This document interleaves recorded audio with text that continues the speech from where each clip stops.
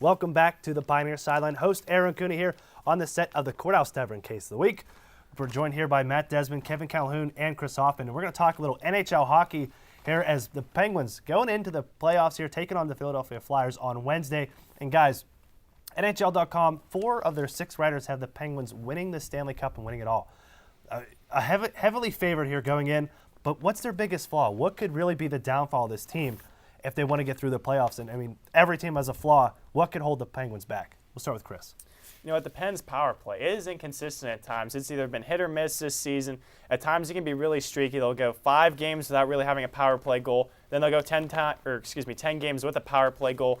If you're going to make it in the playoffs and have a deep run in the playoffs, your power play needs to be consistent. Your special teams will carry you far, and if you're inconsistent with that, they're also going to hold you back. I don't think that's a problem at all, Chris. The power play is ranked 5th in the NHL and 1st in the Atlantic Division, so that's not the problem at all. You have to look at their goaltender, Marc-Andre Fleury. In his last 5 games, he only has a save percentage of .836. That's not going to cut it in the playoffs. And you look, he let up 9 goals total against the New York Islanders. And when you let up 9 goals to a bottom feeder team like that, you're not going to win hockey games. And I don't really trust Marc-Andre Fleury going into the playoff rounds with that liability going in there. I just need to see consistency out of him, and in the last 5 building up to that really haven't really secured my bet with that. Fleury hasn't looked great, I'll give you that, over the last X number of games.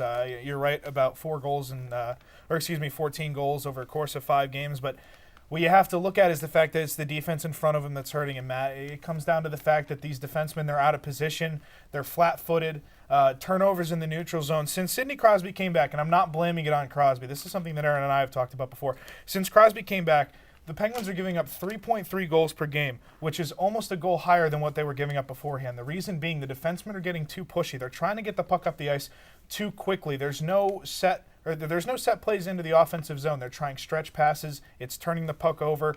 Bad puck possession on the half boards, and that's what's hurting this team. It's the defense. That's what scares me moving forward. If they don't get everything, working as far as getting the puck out safely, and as far as the power play goes, Chris, the reason the power play has struggled over the last 2 weeks is the 5-forward power play. They jump back to the Letang power play where he's on the point. That's going to be just fine. And like Matt said, that's 5th in the league. Yeah, but you put up some good points there, Kevin, about the defense. But the thing is, the defense the last few games has gone and done again. They beat the Rangers in a close game. They took care of the Flyers on Saturday. And the power play, if they keep doing that 5-forward thing, they show that that's not really the way to go. It's been equaling trouble, almost a couple shorthanded goals given against. And Fleury's been very solid in that. He's always shown in the playoffs, especially during that Stanley Cup run in the 2009 season. He knows how to play solid games in the net. He knows times to make clutch saves. He can take care of himself in the playoffs, and the Pens defense will stick up in front of him. Yeah, but if you look at that, the save percentage of his career in the playoffs right now is decreasing year by year. It went from 90% to 88 to 86. His save percentage is going down yearly. So if it's going to be calculated that way, we could see him just decreasing in his saves. And I don't know if you can count on that. I mean, you might have to turn to your backup in Johnson, and I don't know if you want to do that going into these games against Philly, because that's going to be the toughest round there against Philly, and I don't know if you want to turn to your backup. I don't think I'd turn to Brent Johnson in his only appearance in the playoffs last year. He gave up 4 goals on 11 shots. But you want to talk about Fleury and the defense over the last few games, and you're saying the power play is the biggest problem here.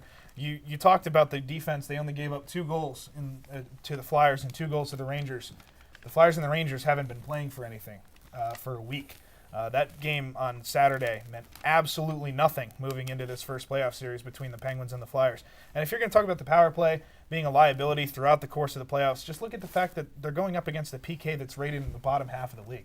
The Flyers don't play well in the PK. So if you're worried about it against Eastern Conference teams moving forward, then what better a time to get it going than against a substandard team? Yeah, it's going to be a great time to get it going, but defense wins championships, and if you don't have a solid defense behind you, the Penguins actually don't have to, but they don't have to worry about that right now, because the defense has really gone it going. Yeah, the Flyers didn't have anything to play for, but they still had lots of their top stars, and they were able to shut them down. Fleury, he had problems the last 2 years in net because the offense just wasn't, the defense was not clicking at the right times, and they ran into the hot team those years. They ran into a hot Montreal team in 2010, and they ran into a hot Tampa Bay team in 2011. The only thing I have to say to you, Chris, is just ask the Boston Bruins about power play and how they did not score a power play goal until the Eastern Conference Finals against the Tampa Bay Lightning. Power play may not be an issue. But, guys, let's get Stanley Cup predictions. Sure. I mean, everybody, it seems to be the Penguins may be unanimous, but I want to see Your Stanley Cup prediction, East and West, who's going to win the Stanley Cup this year? We'll start with Matt. I have to like the Penguins out of the East. The dynamic defense. Malkin's had a crazy year, but I think it's going to come to role players. And Dupuis, he's going to be one to watch for in the playoffs. He's going to be doing some great things there. Out of the West, I like the St. Louis Blues, the number 2 seed. They had a phenomenal year, a younger team who's going to make a long run in the playoffs. So I wouldn't be surprised if you see a Penguins versus Blue matchup. Yeah, I can't dislike the Penguins pick. I think that top to bottom, they're the most talented team out there. If I had to pick another team out of the Eastern Conference, you have to go with goaltending. I like Boston, but I'm going to stay with you. I'm going to stay with the Penguins out of the Eastern Conference. And then the West is tough for me, but I love Nashville right now. I love the goaltending in Nashville. Just hard work up and down that lineup, and that's one of the deepest teams in the playoffs here. And again, it starts from your net and moves forward. And I think Nashville's a really talented young team. Yeah, It'll be fun watching them play Detroit. Quickly, Chris. I got the Penguins out of the East, and you know what? I think the Red Wings to be the Pens and Red Wings for a third time. The Red Wings, yeah, they might not have all the great talent there, but you know what? They got the experience and they know how to get done in the playoffs. Don't sleep on Chicago if Taves come back. We'll talk about no this next goaltending week. in Chicago. You'll ever see. Same Pioneer time, same Pioneer channel.